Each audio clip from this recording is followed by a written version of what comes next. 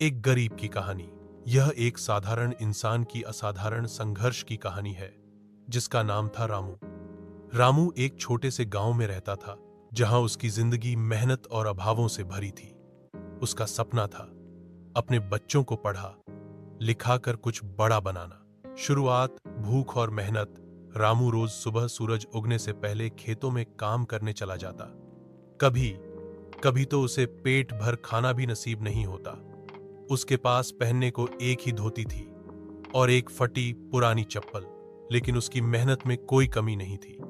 बारिश हो या धूप, रामू दिन रात काम करता रहा। उसे पता था गरीबी उसकी किस्मत नहीं है, बल्कि एक चुनौती है। शिक्षा का सपना। रामू के दो बच्चे थे, गुड्डी और छोटू। वे स्कूल जाने का सपना देखते थे, लेकिन फीस भरना आसान नहीं था।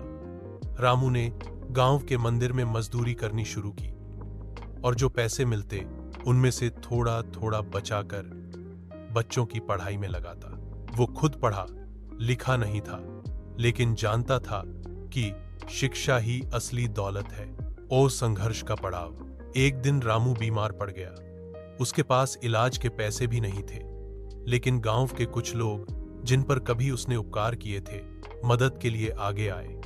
रामू को लगा नेकी कभी बेकार नहीं जाती। मेहनत रंग लाई। सालों की मेहनत रंग लाई।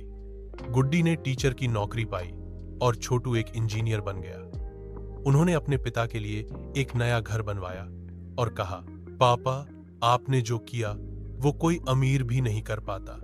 आप हमारे लिए भगवान हो।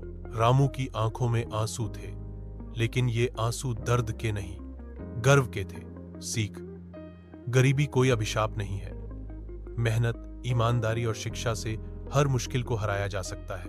अगर आप चाहें तो मैं इस कहानी को कविता, ना